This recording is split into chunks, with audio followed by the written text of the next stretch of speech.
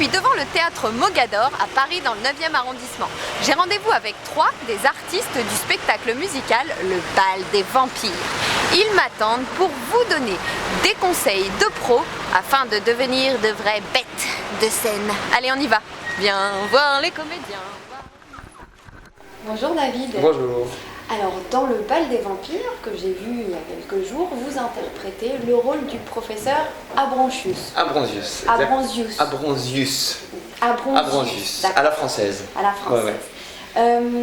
C'est un rôle de chasseur de vampires. Ah ouais, tout à fait. Ah ouais. Et vous incarnez la science au milieu d'un monde qui va plutôt vers l'absurde, Oui. le fantastique. Complètement, vers le décalé. Moi, je suis la traditionnelle logique, c'est-à-dire tout est carré chez moi. N'essayez pas de me tromper, de me berner, de me duper, car vous savez qu'en vérité, je ne crois qu'en la vérité, je n'ai confiance qu'en la logique et la science. Et est-ce que c'est difficile de mélanger tout ça, c'est-à-dire de se concentrer sur un personnage qui est à la fois sérieux, à la fois drôle, et puis de chanter, et puis de danser? Comment on gère tout ça? En fait, je laisse un petit peu libre mon personnage. Alors j'ai eu quelques aiguillages grâce à Roman Polanski, mais il m'a laissé la grande liberté donc, dans ce personnage, de l'incarner. Alors il m'a demandé quand même des choses, vieillir ma voix, travailler sur mon physique, vieillir mon physique. Dès qu'une question vient me piquer, qu'on m'a caché la vérité, je ne m'emploie qu'à la chercher et je finis par la trouver. Moi, j'ai été marquée par vos parties chantées qui ne sont pas réellement chantées, enfin pas tout le temps chantées, il y a beaucoup de parties parlées sur de la musique. Est-ce que vous pouvez juste, pour les internautes, me faire une phrase? Il arrive dans la bibliothèque et il dit... On a même la voix. Voilà, la voix, je ne peux pas trahir professeur Abronchius. On est obligé de prendre la voix. Et ça fait Pythagore, Thalès, Ampère, Fresnel, Archimède, Darwin, Becquerel, Newton, Brunel, Bell, Galilée, même Copernic, Ptolémée, Voltaire, Épicure, Rousseau, Descartes, Pascal, et Marx, Diderot, Socrate, Platon, Montaigne, Cicéron, Kant, Aristote, et Buffon, je peux citer les philosophes, les yeux fermés. N'essayez pas de me tromper, de me berner, de me duper, car vous savez qu'en vérité, je ne crois qu'en la vérité, je ne crois qu'en mes connaissances, tout le reste est sans importance, et je mets toutes mes compétences au service de la logique et de la science. Est-ce que vous avez un exercice d'articulation préféré? Oui, alors moi quand j'ai commencé le théâtre, il y avait une phrase qui s'appelait « Dis-moi gros gras grand grain d'orge, quand des gros gras grand grains d'orge auras-tu, je me des gros gras grand grains d'orgerai, quand tous les gros gras grand grains d'orge, ce seront des gros gras grand grains d'orgés. » C'est ce qu'on appelle le solfège de la diction française. Merci beaucoup. Je vous laisse y aller parce que je vais recevoir votre pire ennemi. Ah, et je ne suis le comte von Krolok. du tout sûre que vous ayez envie de le croiser. Quoique, oui. À bientôt, Sinon, bonne continuation. Merci à vous. Au revoir. À bientôt. Bonjour Stéphane. Salut. Quel honneur de vous voir comme ça démaquillé, monsieur le comte von Krolok. Van Krolok, pas encore maquillé pour l'heure, mais ça va pas tarder pour ce soir, ouais. C'est bien vous qui l'interprétez? Bah oui, à moins qu'on m'ait menti à moi-même. Mais non, mais je vous reconnais pas du tout en fait. Non, ouais, c'est vrai qu'il y a un gros travail de l'équipe maquillage, donc voilà, j'ai une vraie métamorphose. Est-ce que justement les costumes, le maquillage, le décor, tout ça vous aide beaucoup à rentrer dans le personnage? Oui, c'est primordial. Et d'ailleurs, on a fait évidemment beaucoup de répètes sans costume et tout ça. Et c'est vrai que dès qu'on a commencé à être maquillé et habillé, tout de suite on joue plus de la même manière. Il y a un petit plus, il y a un plus, pas petit, mais on joue différemment, c'est fou. On se tient différemment.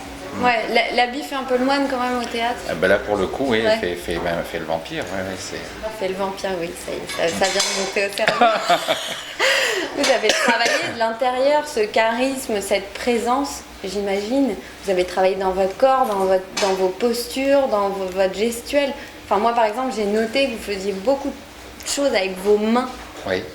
Alors le danger des mains, d'ailleurs, j'étais un petit peu freiné par la mise en scène, et du coup après j'ai pu le modeler, et puis c'est-à-dire il faut toujours qu'elle soit vivante, mais il ne faut pas que ça soit too much. Une saveur subtile qui relève notre bal de minuit. Comment on positionne une voix comme ça qui en impose?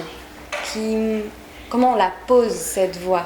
Et c'est pareil, c'est du travail, mais là c'est pas seulement 2 mois de travail, là c'est des années. Prête à naître de ses cendres, une beauté au regard noir comme la nuit, s'apprête à nous donner donner ses fruits. Est-ce que vous la rendez plus grave un peu, j'ai l'impression? Pas Non, forcément. parce que j'aurais trop peur de la tasser. Ouais. Non, et en plus, donc il y a des choses graves et des choses très aiguës dans le rôle. C'est vraiment, il y a une palette incroyable. J'ai de la chance. Mes amis, je ne suis pas un ingrat. Le regard, on n'a pas parlé du regard. Ouais. Il est... Bon, là, vous jouez un peu quand même. Avouez. Ouais, un petit peu. Là, vous jouez un peu. Ouais. Alors justement, allez, une dernière... Arrêtez! Mais quoi, je fais rien. Si, en fait, vous avez un regard de charmeur. C'est l'essence même du personnage. Il est charmeur. Mais c'est avant tout un charmeur, justement, pour ne pas qu'on se méfie de lui. Et donc voilà, il viens à la maison, voilà, au château pour le coup. Oui. Et a priori, ça marche. Ça marche très bien. Ah bah oui, dans le show, là, ça... Et même comme ça, sans le costume, ça marche très bien. Ça marche. Alors je vais mettre le costume. Au revoir. Salut. Bonjour Raphaël. Bonjour. Vous êtes la chair fraîche sur laquelle le comte Van Breloque a jeté son dévolu. Et vous lui rendez bien? On écrira notre histoire à l'encre rouge de nos deux cœurs. Vous m'avez marqué par votre performance vocale. Comment est-ce qu'on fait pour chanter et danser en même temps, puisque c'est la grande difficulté généralement des artistes de comédie musicale? Ça, c'est juste l'entraînement, c'est apprendre à respirer au moment où on peut respirer, pour rester calme en fait. Parce que la pire des choses, c'est de tomber dans une panique et de respirer trop fort ou trop, ce qui fait qu'on ne pourra plus être assez calme pour pouvoir chanter, parce que pour chanter, il faut être relâché. Ah oui, c'est ce que je me disais. Vous chantez très souvent, enfin vous reprenez très souvent le titre Total Eclipse of the Heart, mais en français, qui était le tube de Bonnie Tyler en 67. Je passerai dans tes bras la prochaine éternité. On verra si nos rêves deviennent réalité. Est-ce que la difficulté vient uniquement de la respiration ou aussi du fait des changements de tonalité, etc. Cette chanson, en fait, elle est très difficile à chanter, effectivement, mais pas parce qu'elle est très aiguë. Elle est aiguë, mais j'ai déjà eu des spectacles où j'allais beaucoup plus haut que ça. C'est parce qu'elle est dans une note de passage, en fait. Oui. Le passage entre la voix de poitrine et la voix de tête. Comment est-ce qu'on prépare justement sa voix avant un spectacle comme ça, un tel défi vocal? On la chauffe tous les jours. Ouais. Moi, je fais des inhalations. Ah oui, carrément. Tous les jours, ouais. 1 à 2 fois par jour. Donc, simplement de l'eau chaude ou alors avec des gouttes d'huiles essentielles. Parce que il faut humidifier les cordes vocales tout le temps. Si c'est toi cette étincelle, cette nuit restera éternelle. Cette nuit restera éternelle. Mais c'est vrai que je vais pas me mettre à chanter des choses très compliquées la journée pendant longtemps. Quand je sais que je joue le soir. Il n'y a pas forcément du coup d'entraînement vocal très intensif la journée? Non, au contraire. Enfin, en tout cas, pour moi, chaque voix est différente. Ouais. Mais moi, j'ai juste besoin de la chauffer un peu avant. Et c'est tout. Merci beaucoup et bravo surtout. Merci. À bientôt. Je ne crois qu'en mes connaissances, tout le reste est sans importance. Et je mets toutes mes compétences au service de la logique et la science. Je mets toutes mes chances et mes connaissances au service de la logique et la science. Je mets toutes mes chances et mes connaissances au service de la logique et la science.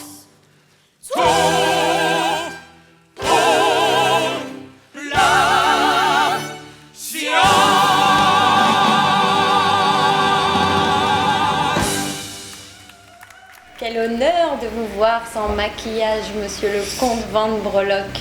Votre croloque. Croloque? Attends, on va le refaire.